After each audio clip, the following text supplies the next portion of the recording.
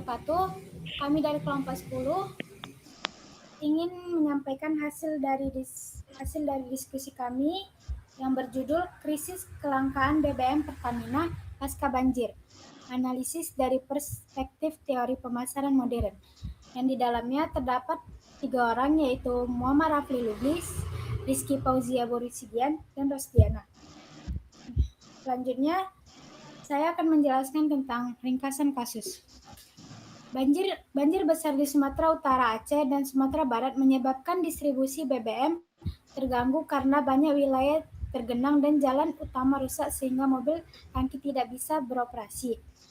Walaupun stok BBM di terminal Pertamina masih aman, suplai tidak dapat disalurkan dengan normal, membuat beberapa SPBU kehabisan stok dan masyarakat harus mengantri panjang. Selanjutnya, identifikasi masalah. Pertama, masalah utama. Kelangkaan BBM setelah banjir terjadi karena jalur distribusi dari depot Pertamina ke SPBU banyak yang terputus, terendam dan tidak aman dilalui, sehingga mobil tangki tertahan dan jumlah armada yang bisa beroperasi berkurang. Kedua, rencana darurat. Krisis ini semakin parah karena panik buying, di mana masyarakat buru-buru mengisi tangki penuh dan membawa jerigen setelah mendengar kabar kelangkaan. Komunikasi Pertamina yang terlambat membuat hoaks di media sosial cepat menyebar, memicu kecemasan dan merusak citra perusahaan. Selanjutnya landasan teori. Pertama itu market 4,0 dan 5,0. Market 4,0 menekankan hubungan dua arah antara perusahaan dan konsumen, sehingga keterlambatan informasi membuat masyarakat mencari kabar lain yang belum tentu benar dan mempengaruhi mitra Pertamina. Sementara market 5,0 menuntut pemanfaatan teknologi seperti data real time untuk menentukan prioritas distribusi saat kritis. Karena itu komunikasi yang cepat, transparan, dan terarah sangat penting agar situasi tetap terkendali. 2. Consumer behavior dan panic buying. Teori perilaku konsumen menunjukkan bahwa rasa takut dan ketidakpastian membuat masyarakat membeli BBM secara berlebihan saat krisis. Selanjutnya, landasan teori yaitu 3 service dominan logis atau SLD. SLD menekankan bahwa nilai perusahaan tidak hanya dari produk, tetapi dari pelayanan. Saat BBM langka, masyarakat butuh antrian yang tertib, informasi jelas, dan petugas yang membantu. Selanjutnya, holistic marketing dan integrated marketing communication atau IMC. Holistic marketing itu semua bagian perusahaan harus sejalan, sedangkan IMC fokus biar pesan yang disampaikan tetap konsisten. Saat krisis, informasi dari pusat wilayah dan SPBU sering berbeda-beda, jadi bikin masyarakat bingung dan akhirnya tidak percaya. Selanjutnya, brand equity theory. Brand equity menjelaskan nilai merek yang bergantung pada kepercayaan masyarakat saat krisis BBM.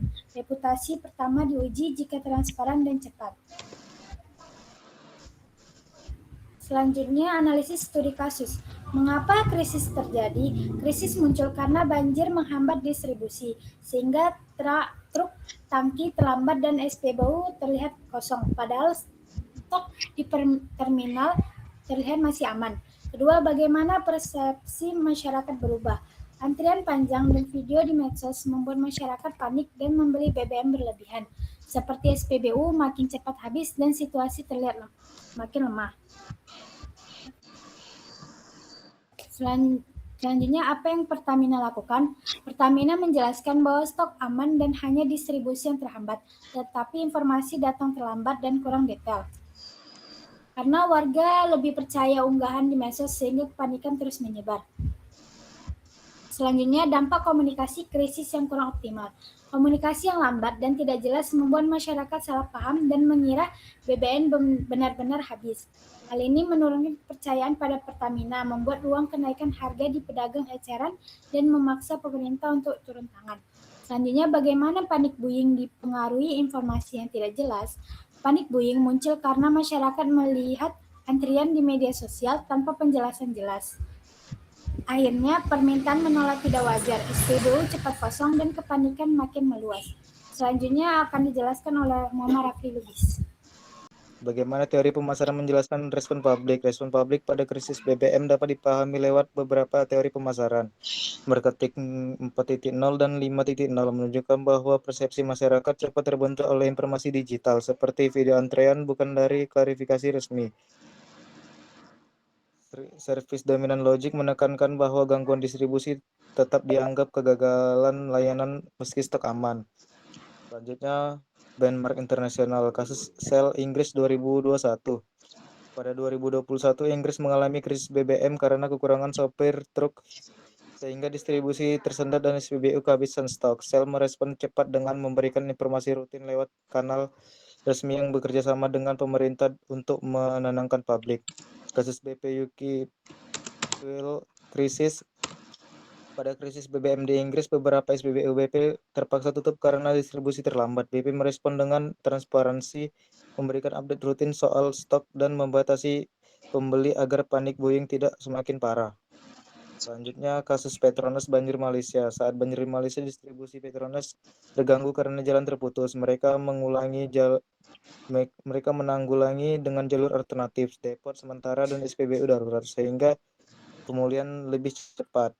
Kasus Total Energies Perancis. Total Energies ini menghadapi gangguan distribusi akibat mogok kerja dan logistik, lalu menanggulanginya dengan koordinasi internal dan komunikasi rutin yang menenangkan publik.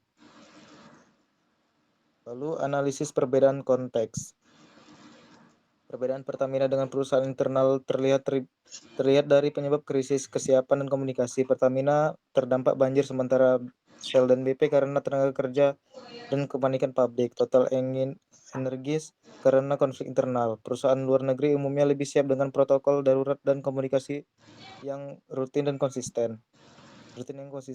Lalu best practice internasional yang bisa diterapkan Pertamina. Beberapa titik terbaik yang bisa diterapkan Pertamina antara lain memberikan update rutin, menyiapkan jalur distribusi alternatif, membatasi pembelian saat darurat, dan mengoperasikan SPBU darurat. Langkah ini akan membuat Pertamina lebih siap menghadapi krisis distribusi BBM di masa depan. Lalu rekomendasi strategis pemasaran. Short term krisis strategis jangka pendek tujuannya menghentikan kepanikan, menenangkan publik, dan memastikan suplai BBM tetap berjalan meski distribusi terganggu. Real time dashboard pasokan BBM. Pertamina perlu menyediakan dashboard di website dan My Pertamina yang menampilkan stok SPBU, status buka atau tutup, rute aman, estimasi suplai, dan lokasi antrean padat. Contohnya saat banjir Binjai dan Langkat, dashboard bisa mengurangi kebingungan warga dan antrian panjang. Yang B, komunikasi human centric dan responsif. Masyarakat butuh informasi cepat dan empati. Pertamina bisa menunjukkan kepedulian lewat video tim lapangan, laporan kondisi jalan, dan aksi nyata di lapangan. Misalnya mengirim BBM pakai perahu karet di Aceh Tamiang untuk ambulan dan dapur umum. Yang C, IMC. Di Pertamina perlu menyebarkan satu pesan konsisten di semua media untuk mencegah kebingungan dan rumor saat banjir.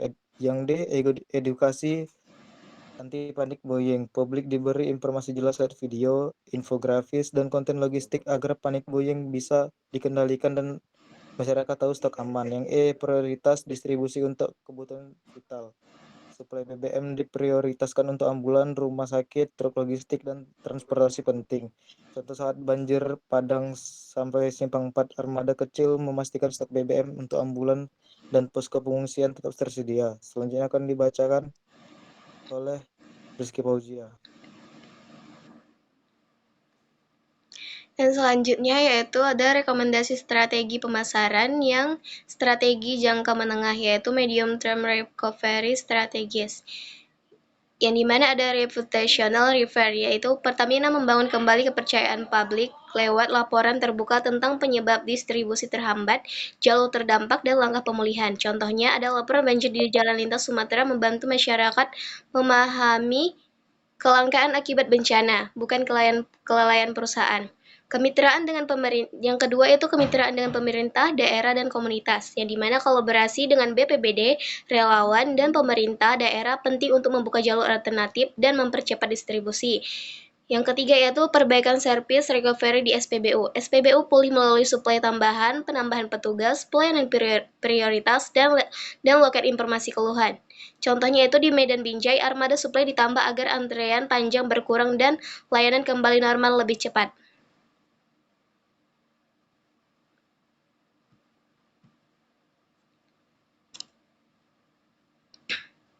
Dan yang selanjutnya yaitu ada strategi jangka panjang, yaitu long term strategies marketing, yang dimana sistem AI early warning untuk rantai pasok BBM. Pertamina bisa pakai AI untuk memprediksi wilayah rawan banjir, pola cuaca ekstrim, jalur alternatif, dan lokasi tangki cadangan. Dengan begitu, distribusi bisa diatur sebelum banjir. Yang kedua yaitu digital engagement jangka panjang. Melalui My Pertamina, perusahaan dapat memperkuat hubungan digital dengan masyarakat, yaitu dengan peta bencana, status suplai SPBU, notifikasi gangguan distribusi, dan fitur pelaporan jalur rusak oleh warga. Yang selanjutnya yaitu rebranding, transparansi, dan akuntabilitas, yaitu krisis dapat menjadi kesempatan untuk menunjukkan perubahan. Pertamina dapat memperkuat identitas sebagai perusahaan yang responsif, transparan, mengutamakan keselamatan, dan siap menghadapi bencana. Dan yang selanjutnya yaitu ada kesimpulan. Dari kasus kelangkaan BBM ini pasca banjir menunjukkan krisis bukan karena stok habis, tetapi distribusi terhambat dan informasi resmi lambat. Sementara video antrean menyebar cepat, Pemasaran berperan penting melalui komunikasi cepat, transparan, dan konsisten untuk menekan kepanikan. Teori marketing 4050 service dominan kepercayaan publik bergantung pada pengalaman dan informasi yang diterima. Dengan kombinasi perbaikan distribusi dan komunikasi terarah, Pertamina bisa mengelola krisis lebih efektif dan menjaga kepercayaan masyarakat. Dan selanjutnya yaitu ada infografis situasi kelangkaan BBM, yang dimana dampak banjir terhadap distribusi BBM di 3 provinsi yaitu 27 SPBU terdampak banjir langsung yaitu Aceh, Sumut, Sumbar. 42 SPBU mengalami keterlambatan suplai lebih dari 6 jam, rata-rata jalur distribusi terputus selama 1-3 hari, dan 3 jalur utama logistik BBM tidak bisa dilalui truk, yaitu Jalan Lintas Sumatera, jalur Binjai Langkat, jalur Padang Pariaman, dan kenaikan antrian kendaraan mencapai 60-200% dibandingkan hari normalnya. Yang kedua yaitu banjir membuat jalanan tergenang dan truk tangki tidak bisa lewat, dan jalur dialihkan, perjalanan menjadi lebih lama, dan stok SPBU pun cepat habis, serta tidak ada info yang jelas, dan membuat warga panik dan muncullah panik buying, dan ada antrean panjang serta perspeksi kelangkaan yang semakin meningkat. Yang selanjutnya yaitu ada data antrian BBM di lapangan, yaitu lokasi SPBU Binjai Sumatera Utara, yaitu rata-rata panjang antriannya kisaran 300-400 kendaraan. Yang kedua Aceh Tamiang yaitu 150-250 kendaraan. Yang ketiga Padang Pariaman yaitu 200-350 kendaraan. Yang selanjutnya yaitu Pasaman Barat 100-150 kendaraan. Dan observasi lapangan itu antrian mobil memanjang hingga 700 meter. Banyak warga membawa jerigen meskipun sudah dilarang petugas SPBU, kesulitan mengatur antrian karena pelanggan datang dari kecamatan yang lain. Dan yang selanjutnya yaitu ada bukti berita dan media sosial serta grafik lonjakan antrean sebelum dan sesudah banjir. Teman-teman sekalian dapat melihat di sini ada beberapa berita dampak tentang banjir yang terjadi di 3 provinsi yaitu Sumbar dan Aceh serta Sumatera Utara.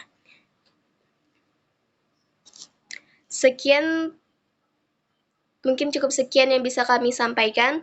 Lebih dan kurang kami mohon maaf. Kami akhiri. Wassalamualaikum warahmatullahi wabarakatuh.